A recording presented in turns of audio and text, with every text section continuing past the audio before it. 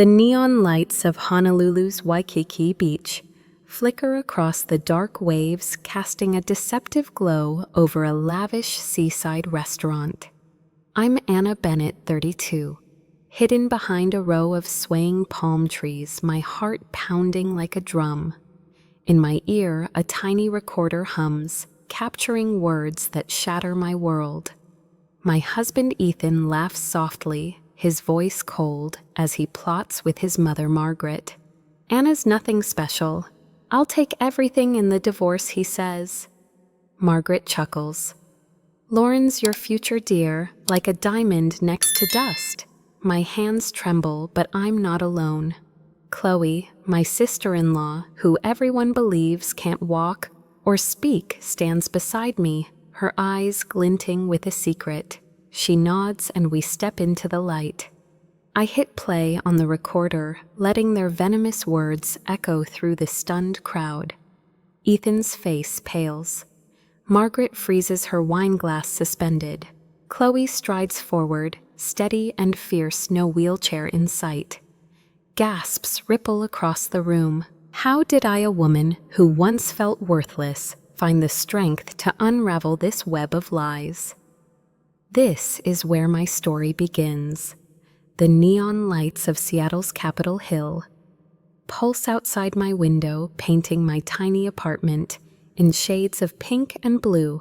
It's 2023, and I'm Anna Bennett, 32, staring at a life that feels like it belongs to someone else. Once I dreamed of being an indie musician, strumming my guitar in smoky coffee shops, pouring my soul into ballads that made strangers pause. But dreams don't pay student loans, so I traded my guitar for a calculator, becoming an auditor at a small financial firm downtown. Every day I crunch numbers, my fingers tapping out rhythms of a song I've long stopped singing. I tell myself it's fine, that stability matters more than chasing fantasies. But deep down, I know I'm hiding from who I could have been. 2 years ago, I met Ethan Harper at an art gallery in Pioneer Square. His easy smile and sharp wit drew me in like a melody I couldn't resist. He told me he'd been a hip-hop dancer in college, moving to beats that set his heart free, but gave it up for a marketing job to please his family.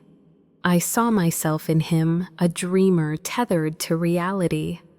We fell hard and fast, our dates filled with late-night walks along the waterfront, his laughter warming the chilly Seattle air. When he proposed under the Space Needle, I said yes, believing we'd build a life where love trumped everything. But marriage wasn't the fairy tale I'd imagined. Ethan's family came with invisible strings pulling me into their orbit. His mother, Margaret Harper, a retired lawyer with a gaze sharp enough to cut glass, sized me up like I was a contract she could void. Anna, dear, don't let Ethan's shirt stay wrinkled. It reflects poorly on you, she'd say, her voice dripping with judgment. I'd force a smile, folding laundry to her exact standards, towels stacked by size socks, paired like soldiers. Her house in Bellevue, a 20-minute drive from our apartment, felt like a courtroom where I was always on trial. Then there was Chloe, Ethan's younger sister, 28, who the family said had been robbed of speech and movement by a childhood fever. Bound to a wheelchair, she communicated through a letterboard and sketches vivid drawings of oceans and birds that spoke louder than words. I was nervous at first, unsure how to connect, but Chloe's warm eyes and gentle nods put me at ease. One afternoon, I hummed an old song while tidying her room. She drew a music note beside a heart. Her way of saying, "I see you." In her quiet presence, I found a flicker of the person I used to be. Ethan changed after the wedding. The man who once surprised me with vinyl records stopped noticing me. He'd come home late, blaming work, leaving me to eat dinner alone, the neon glow outside, mocking my solitude. Margaret's visits grew frequent, her suggestions piling up like bricks around my heart. I began to wonder if I'd ever been enough for Ethan, for his family, for myself. But Chloe's drawings, her secret smiles, kept me grounded. Little did I know she held the key to a truth that would unravel everything I thought I knew. The neon lights of Seattle's Capitol Hill flickered outside my apartment, but inside my world felt dimmer with each passing day. After our wedding, Ethan convinced me to quit my auditing job, saying I deserved a break after years of grinding to pay off my loans. I agreed, thinking it would give me time to rediscover the music I'd buried, but instead I stepped into a life dictated by his family's rules. Our small apartment, a 20-minute drive from his parents' pristine home in Bellevue, became a stage where I played a role I hadn't auditioned for: dutiful wife, invisible daughter-in-law. Margaret Harper, Ethan's mother, was a retired lawyer whose every word carried the weight of a gavel.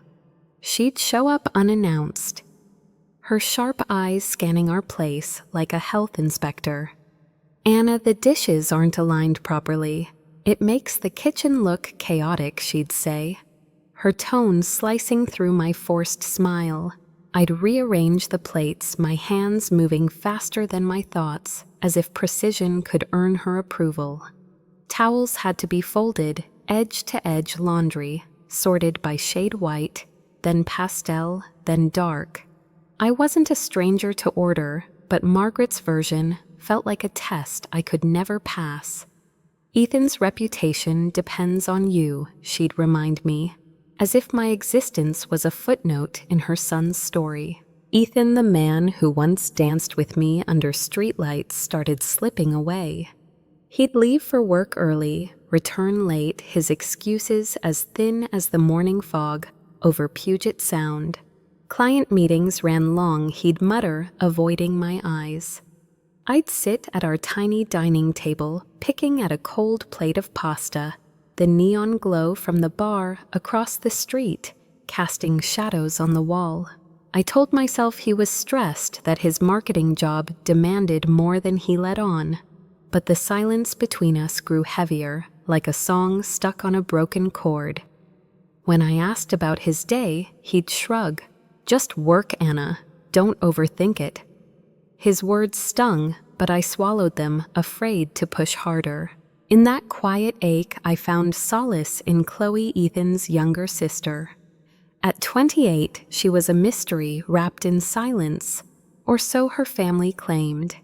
They said a fever at 8 had stolen her ability to speak or walk, confining her to a wheelchair and a letterboard. But Chloe's eyes, bright knowing, told a different story. I'd visit her at the Harper's Bellevue home, pushing past Margaret's disapproving glances to sit by Chloe's window.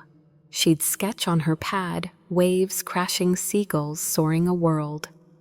Alive with freedom, I started learning sign language in secret late at night, while Ethan slept or stared at his laptop. At first, it was just hello and thank you, but soon I could read the subtle tilt of Chloe's head, the spark in her smile. One afternoon, I brought her a cup of lavender tea, her favorite. As I set it down, I hummed an old ballad, one I'd written in college, about chasing stars. Chloe's fingers danced across her sketch pad, drawing a guitar entwined with a heart. I laughed, signing, "You get me, don't you?" She nodded, her eyes gleaming like we'd unlocked a secret code. In those moments, I felt seen not as Ethan's wife or Margaret's project, but as Anna, the woman who still dreamed in melodies. Chloe wasn't the broken girl her family painted. She was a lighthouse guiding me through the fog, but Margaret's shadow loomed larger. "I don't know why Ethan chose someone like you," she said one evening, her voice low as I tidied Chloe's room. "Chloe may tolerate you, but that doesn't mean I will." The words hit like a slap, but I bit my lip, choosing silence over a fight I knew I'd lose. Margaret saw Ethan as her golden boy, untouchable, while I was an outsider who'd never measure up. I stopped telling Ethan about her barbs. He'd only say, "That's just Mom. Deal with it." So I did, burying my hurt under forced smiles and perfectly folded linens. Then something shifted. One restless night, I found an old notebook tucked in a box under our bed. Pages filled with lyrics I'd written in my 20s, raw and fearless. The words stirred something in me, a hunger I thought I'd starved out. The next evening, while Ethan was working late, I slipped out to an open mic night at a dive bar in Fremont. My hands shook as I stepped onto the stage guitar slung over my shoulder.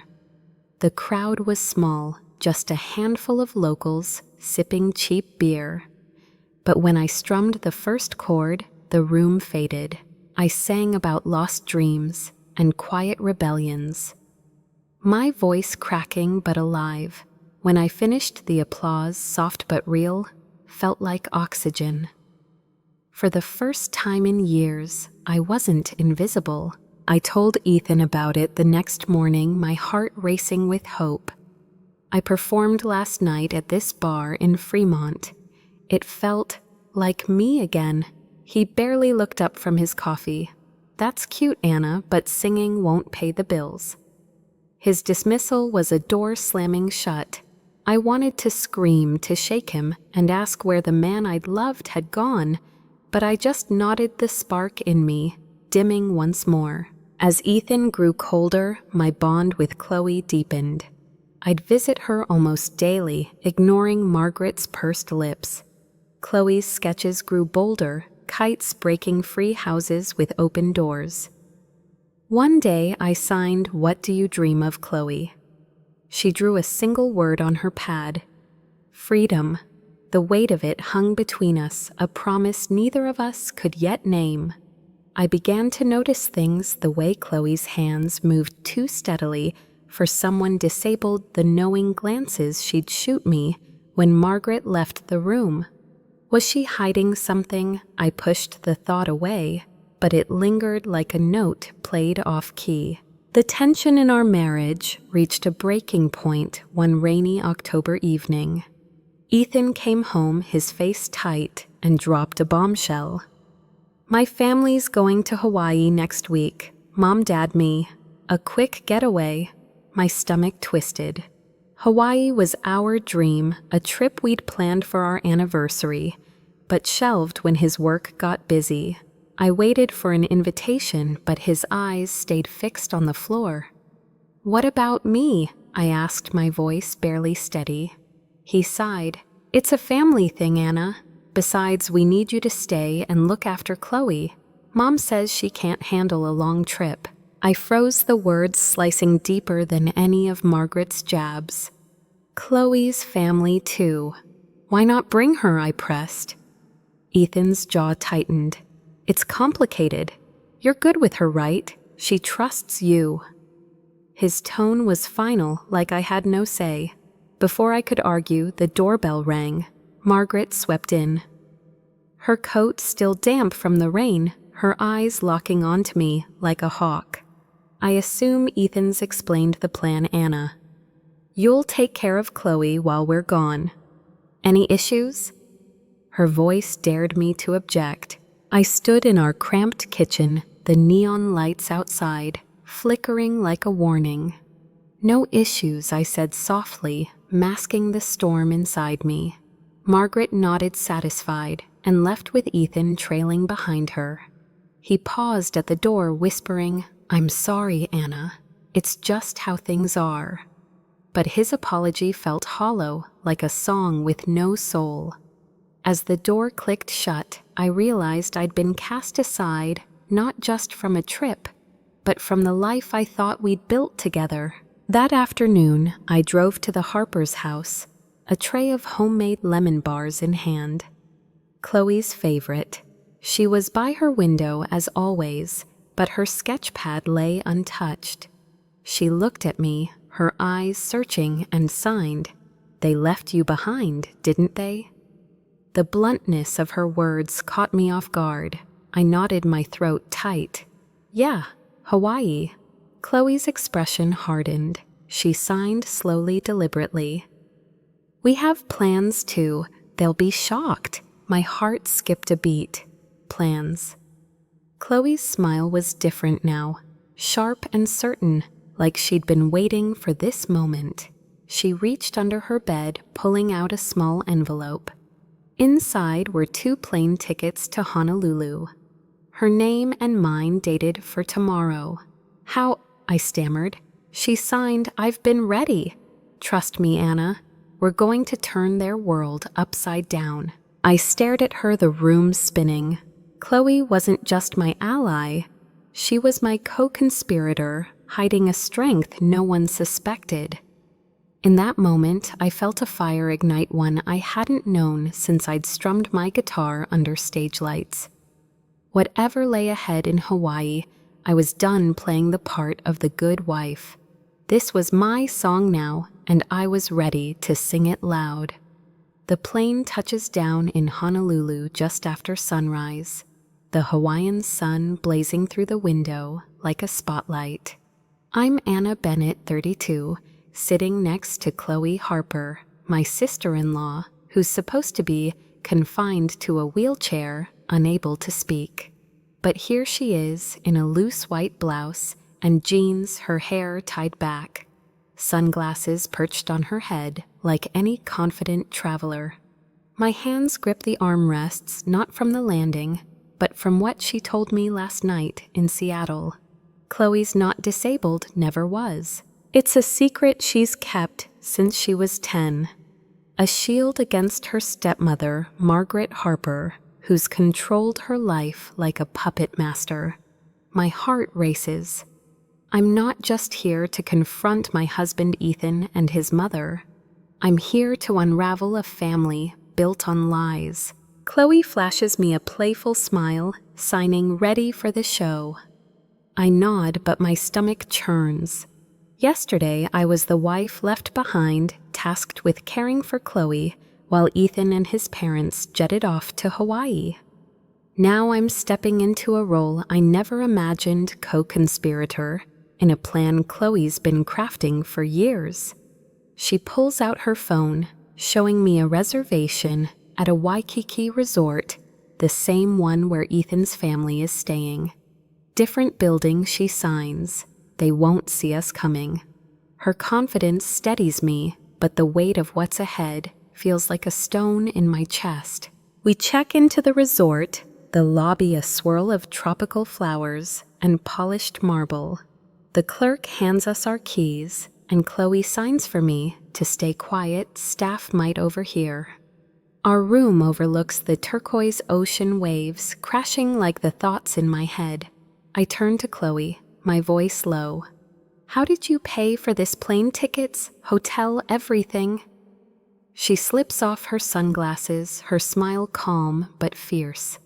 My dad, my real dad, left me money before he died.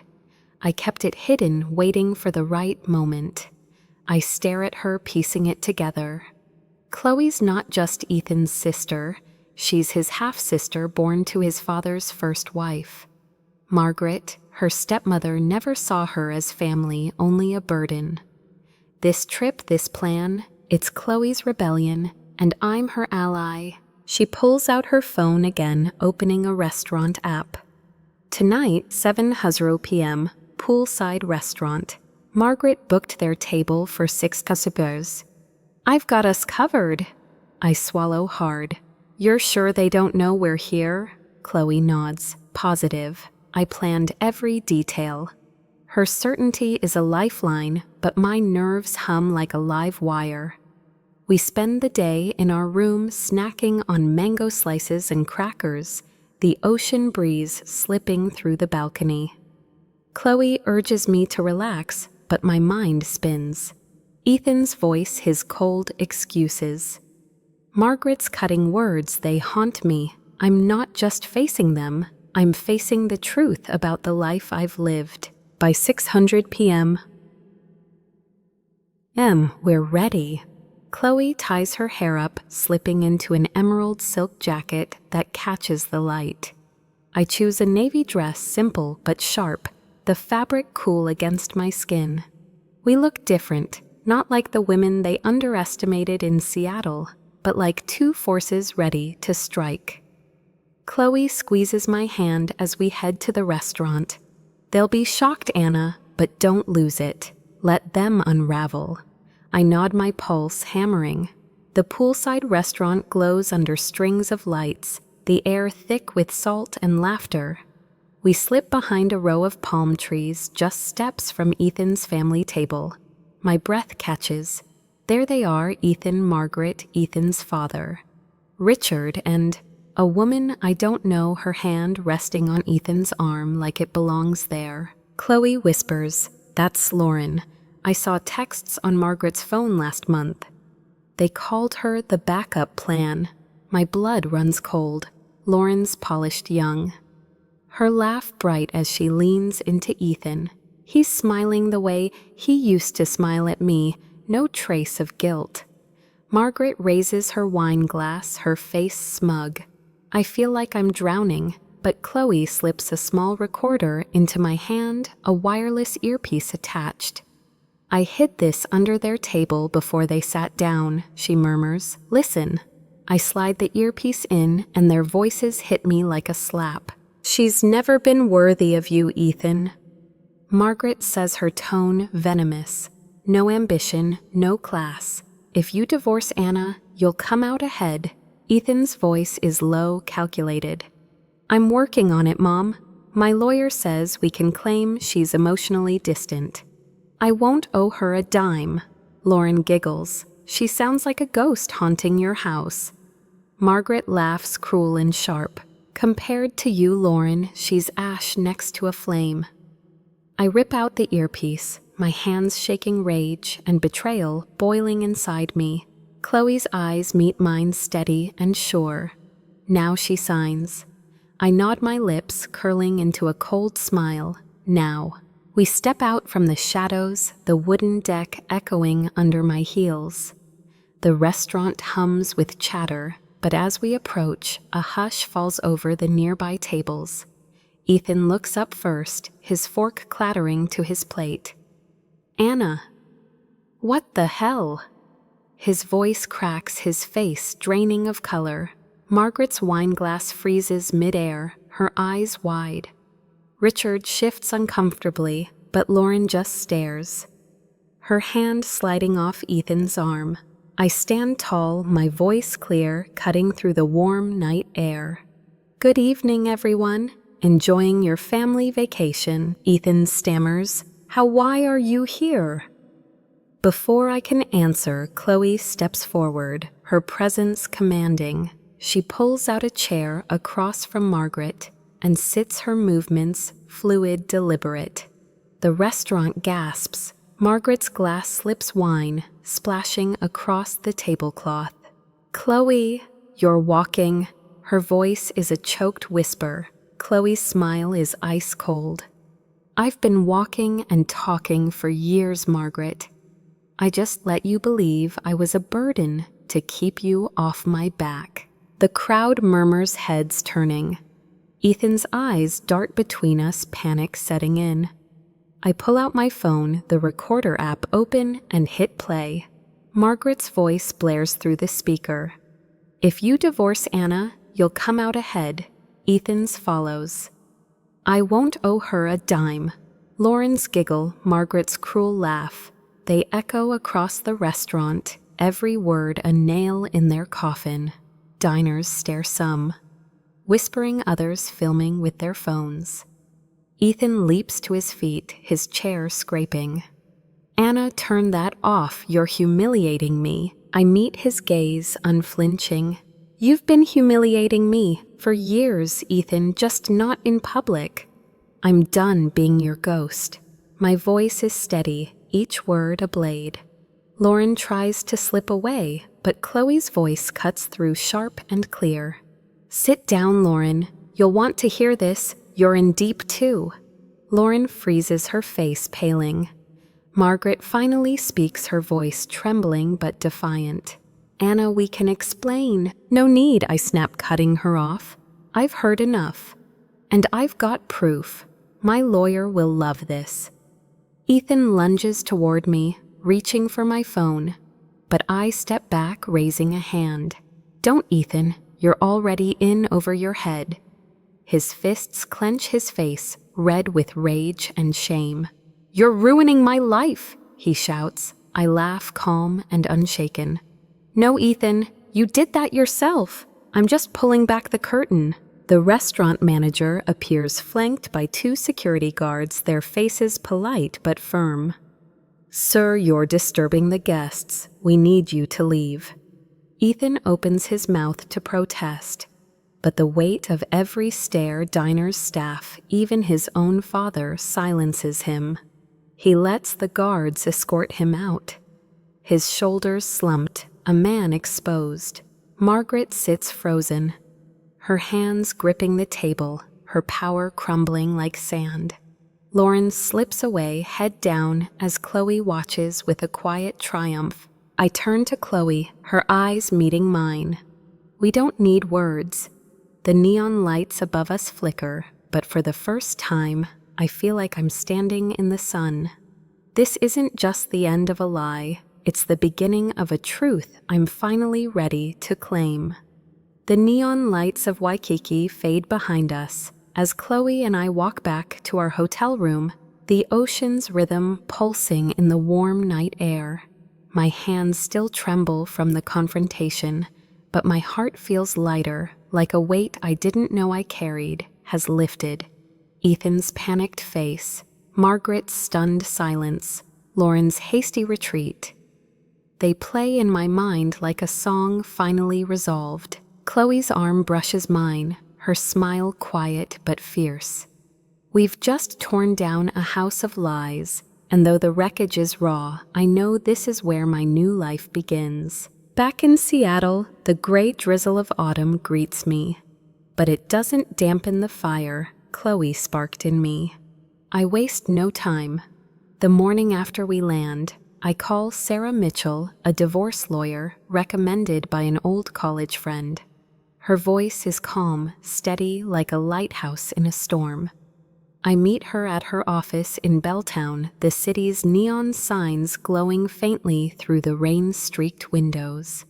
I lay it all bare: Ethan's betrayal, Margaret's manipulation, Lauren's role as the backup plan, and the recording that captured their venom. Sarah listens, her pen moving swiftly across her notepad. "You've got a strong case, Anna," she says, her eyes sharp but kind. "With this evidence, we can push for spousal support and even file an alienation of affection claim against Lauren. Ethan's job status makes him vulnerable. He'll have to answer for this." I nod, my resolve hardening. "I want justice, Sarah, whatever it takes."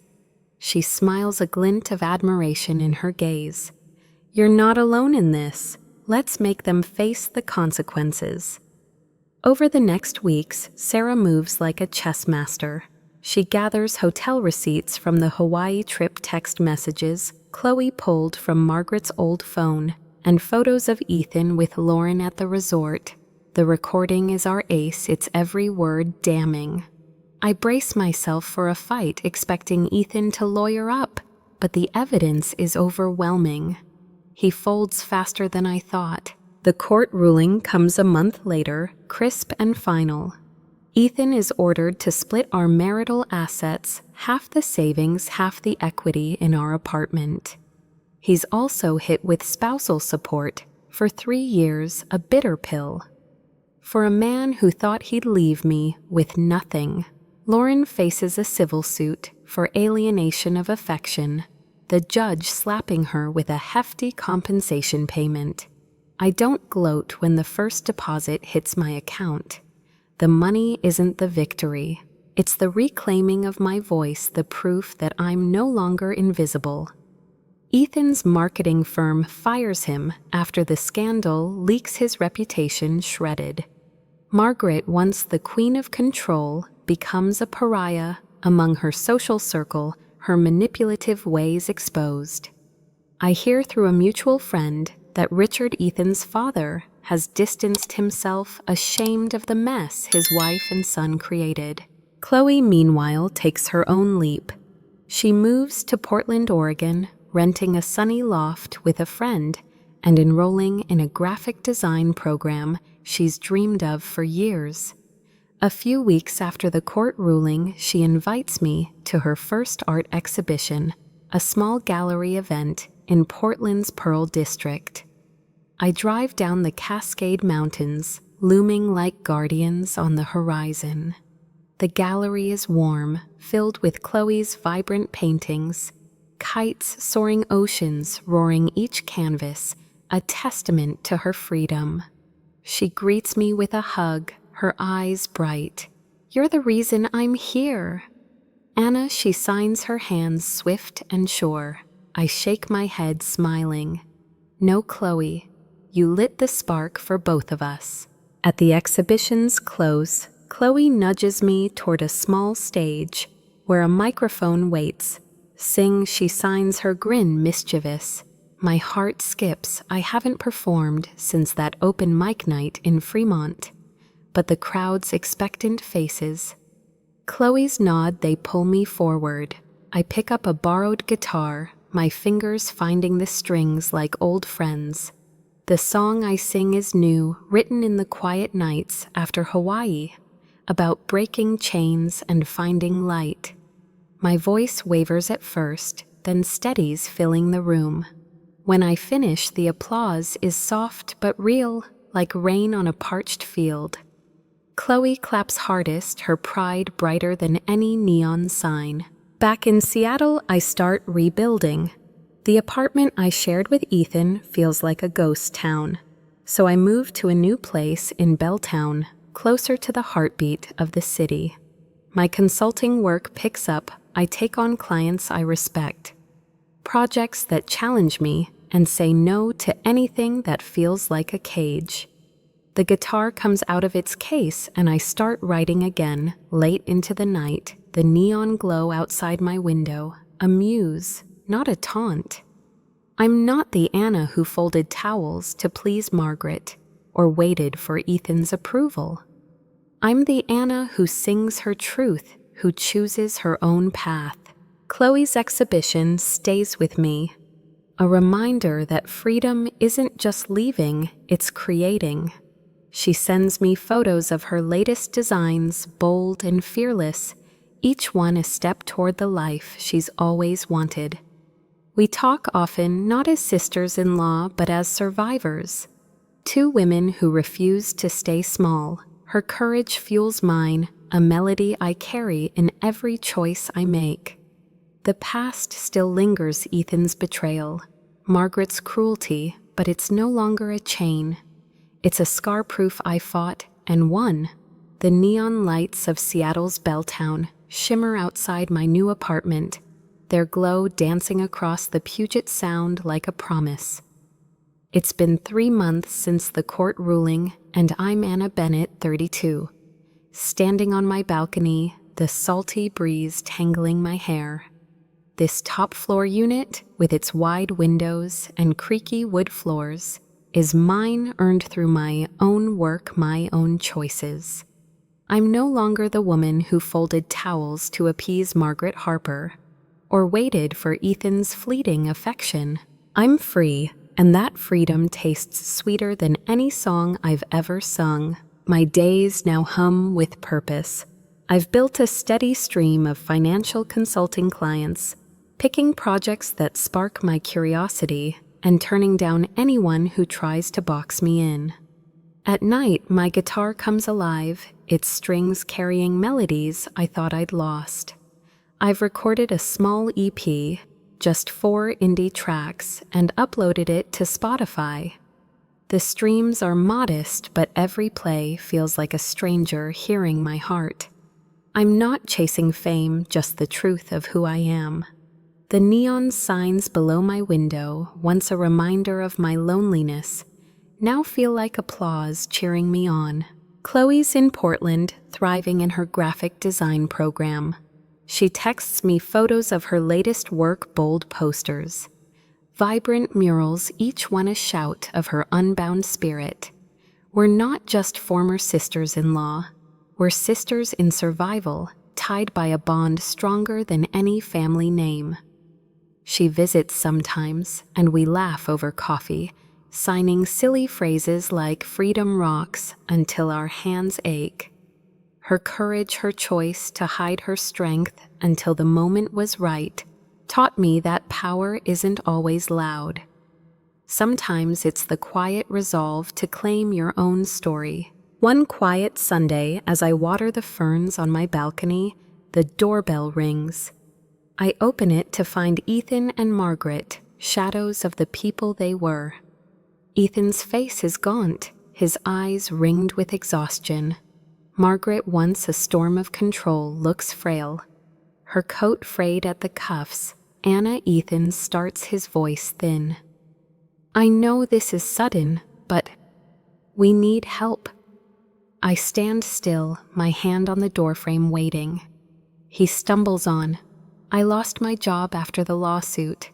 Lauren left when she saw I had nothing. Mom's savings are gone. We've got nowhere else to turn. Margaret's eyes, red and hollow, meet mine. I was wrong, Anna. Please, we're desperate. The air is heavy, the moment stretching like a held note. I tilt my head, my voice soft but firm. Funny, I once begged you both for a scrap of kindness. Now you're here asking for what you never gave. Ethan's voice cracks. Anna, I know you hate me, but I've changed. Just a little help. I cut him off, my words steady. I don't hate you, Ethan. I just regret thinking you were worth my time. Margaret flinches, but I'm not done. I'm not heartless, I say, my smile calm. I've just learned boundaries. Mine start here, with no room for those who betrayed me. I close the door, their protests fading behind it. On my balcony, I pour a handful of sea salt from a small jar, sprinkling it along the threshold, a ritual, a symbol. The past has no place in my present. Inside, the sunset paints the sky in fiery orange, the neon lights below twinkling like stars. I curl up on my couch, hugging a quilt Chloe gave me. It stitches a map of our shared strength. My heart is at peace, not because the ending is perfect, but because it's mine. I've learned that strength isn't clinging to a broken love. It's letting go to find the one that matters most, the love I have for myself. My journey, Anna Bennett's, isn't just a story. It's a map for anyone feeling trapped, unseen, or unworthy. The first lesson I learned is that your value doesn't come from others' approval. For years, I let Margaret's criticism and Ethan's neglect define me, shrinking to fit their expectations. But standing up in that Waikiki restaurant, I realized my worth is mine to claim. You are enough just as you are, so listen to your heart over the noise of those who try to dim it. Second, facing the truth, no matter how painful, sets you free. Confronting Ethan's betrayal and Chloe's secret wasn't easy, it hurt like hell. But that moment of clarity gave me power to rewrite my life. When something feels wrong, don't ignore it. Ask the hard questions, even if the answers scare you. Truth is the first step to healing. Third, cherish the people who see you. Chloe's belief in me. Her quiet strength lit a path I couldn't find alone. Surround yourself with those who lift you up, who remind you of your fire when you've forgotten it. A true friend's support can change everything. Finally, your passions never die. They wait for you. Picking up my guitar again, singing my truth brought me back to life. That dream you shelved, whether it's music, art, or something else, is still there. Take one small step toward it. Today you'll be amazed how far it carries you. I believe life isn't about holding on to what breaks you. It's about letting go to find your light. Every choice you make to honor yourself is a victory. So go out there, be brave, and write the story you want to live.